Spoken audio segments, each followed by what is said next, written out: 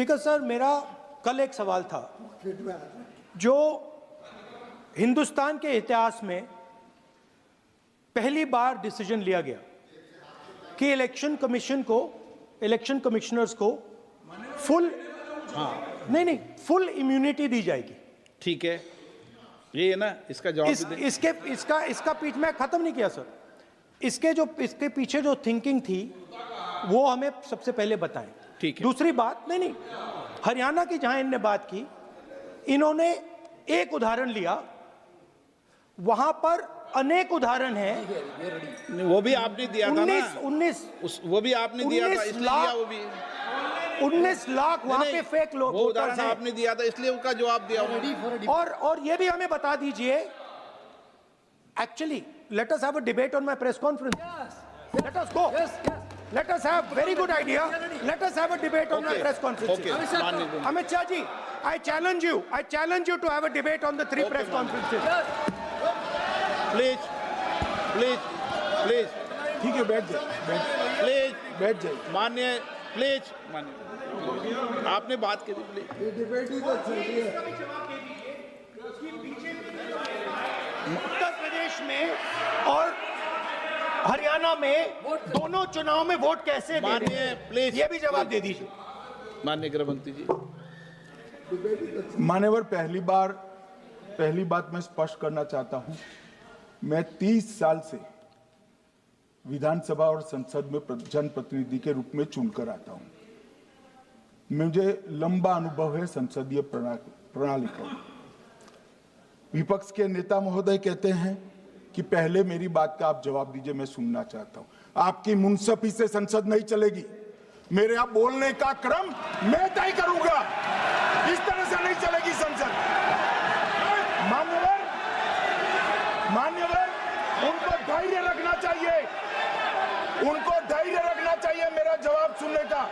इनकी एक एक बात का जवाब मैं दूंगा, मगर मेरे भाषण का क्रम वो तय नहीं कर सकते, मैं करूंगा, क्योंकि मैं बोल रहा हूं।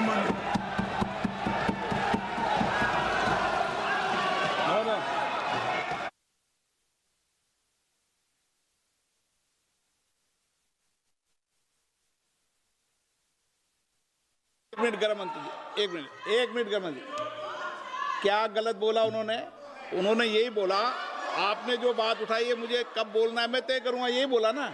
उसमें क्यों उत्तेजित हो रहे हो आप? हाँ, आपके 2-2 मिनट में खड़े होने से थोड़ी जवाब देते रहेंगे। नो, माननीय गृहमंत्री, नहीं हो सकता। मैं आपको फिर मौका दूंगा, आपको।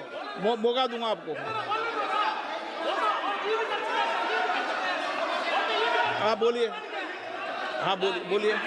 सर, ये बोलिए। आपने अगर अमित शाह जी का रिस्पांस देखा तो ये कंप्लीटली डिफेंसिव रिस्पांस है, ये घबराया हुआ रिस्पांस है, ये डरा हुआ रिस्पांस है। अब सुनिए पूरी बात, प्लीज माननीय, नो, सच्चा रिस्पांस नहीं है। माननीय गृहमंत्री जी, मान्यवर, आपके चेहरे पर बैठो। मान्यवर, आपके चेहरे पर चिंता की लकीरें मैं देख रहा हूं कि मैं क्या बोलूंगा। मैं उनके उकसावे में नहीं आऊंगा, मैं मेरे विषय पर बोलूंगा। मान्यवर, मैंने इतना ही कहा कि मैं मेरे भाषण का क्रम मैं तय करूंगा। मेरे भाषण का पहले क्या बोलना, बाद में क्या बोलना, मैं तय करूंगा। और मैं मानता हूं कि हर एक वक्ता का ये अधिकार है, उनका भी है, मेरा भी है। कल वो बोल रहे तो हम ऐसा थोड़ी ना बोले आप झूठ क्यों बोल रहे हो, हम नहीं बोल सकते साहब। वो माननीय विपक्ष के नेता है, वो बोल सकते अपना भाषण। मान्यवर, और मैंने तो ये भी कहा, मेरा पूरा भाषण छूट कर कुछ बच जाता है तो आप पूछिएगा, मैं जवाब दूंगा। मगर अब धैर्य भी चाहिए और सुनना भी चाहिए, दोनों चीजें करनी पड़ती है। मान्यवर, वोट चोरी का कोहराम बचा। मैं वोट चोरी किसको कहते हैं वो बताना चाहता हूं। वोट चोरी के 3 आयाम हैं। एक तो मतदाता नहीं है, मतलब योग्यता नहीं है, और आप वोटर बन जाते हो तो वोट चोरी माना जाएगा। दूसरा, आप गलत प्रकार से चुनाव जीतते हो तो वोट चोरी माना जाएगा। और तीसरा, जनादेश को डिफाई करते हो, मतलब वोट के विपरीत आप कोई पद प्राप्त कर लेते हो, तो भी एक प्रकार से वोट चोरी होता है। अरे सुनो ना, क्यों जल्दबाजी करते हो मानिकम? क्यों? अब मैं 3 वोट चोरी की घटनाएं बताना चाहता हूं। सबसे पहली घटना हुई आजादी के बाद देश का प्रधानमंत्री तय करना था। तय कौन करना था? तो उस वक्त के जितने प्रांत थे, इसके कांग्रेस के अध्यक्षों ने, उनके एक एक वोट से तय होना था। अब 28 वोट श्री सरदार पटेल को मिले और 2 वोट जवाहरलाल नेहरू जी को मिले।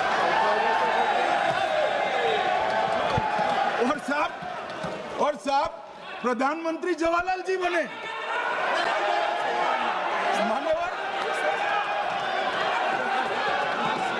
मान्यवर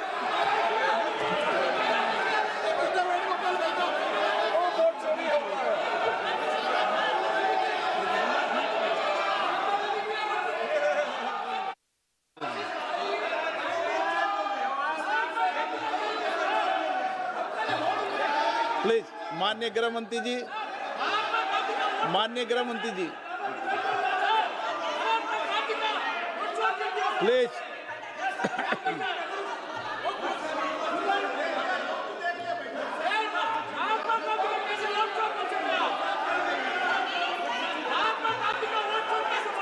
बैठो बैठो, बैठिए माने, please please please.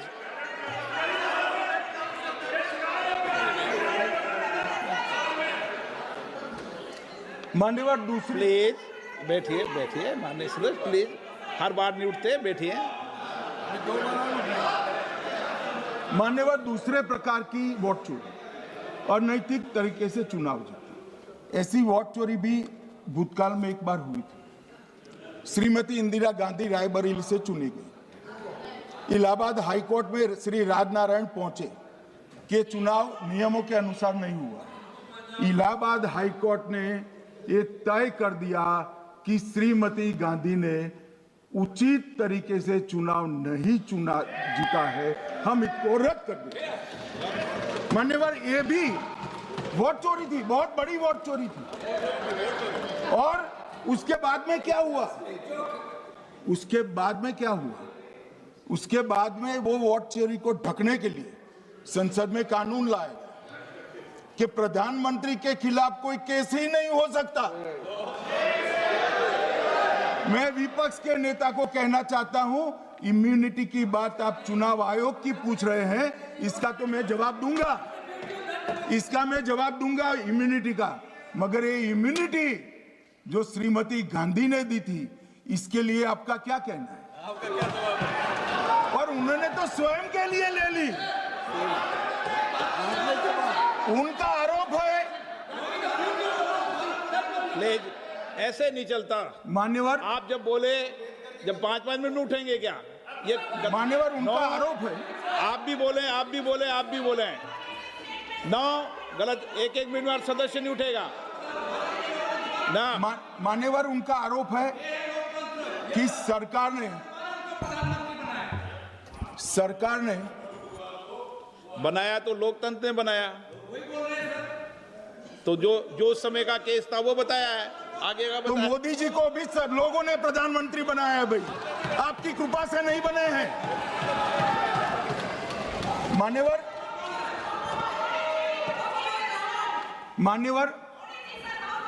No please, ऐसे माननीय तरीका ठीक नहीं है आपका, 2-2 मिनट में उठना।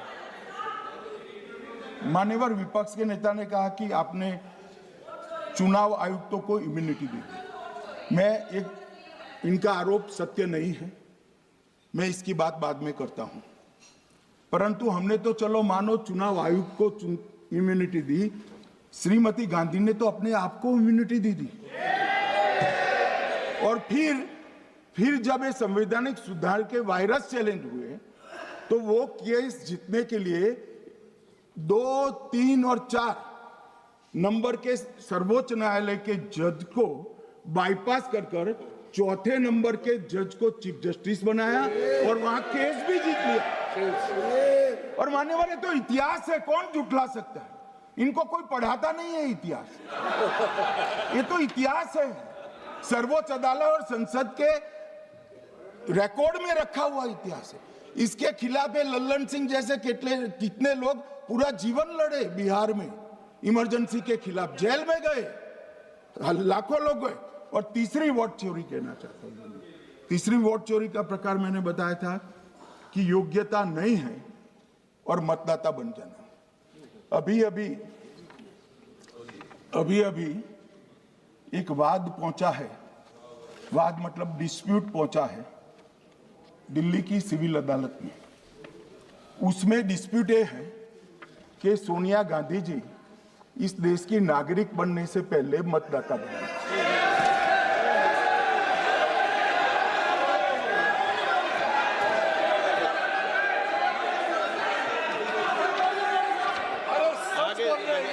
आगे सुनो, बोल क्या रहे, पूरी बात तो सुनो। मान्यवर,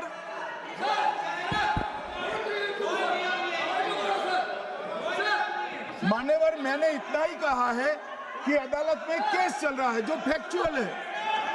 अब जवाब तो उनको अदालत में देना है, सोनिया जी ने यहां क्यों दे रहे हैं? अदालत में जवाब देना है।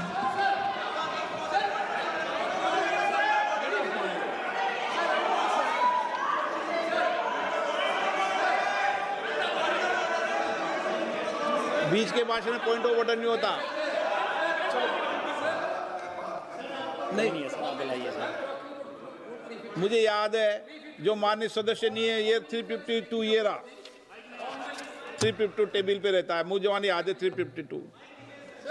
Home Minister is speaking about an issue which is pending in a court. Actually, what happens is, Rostam in a court, some media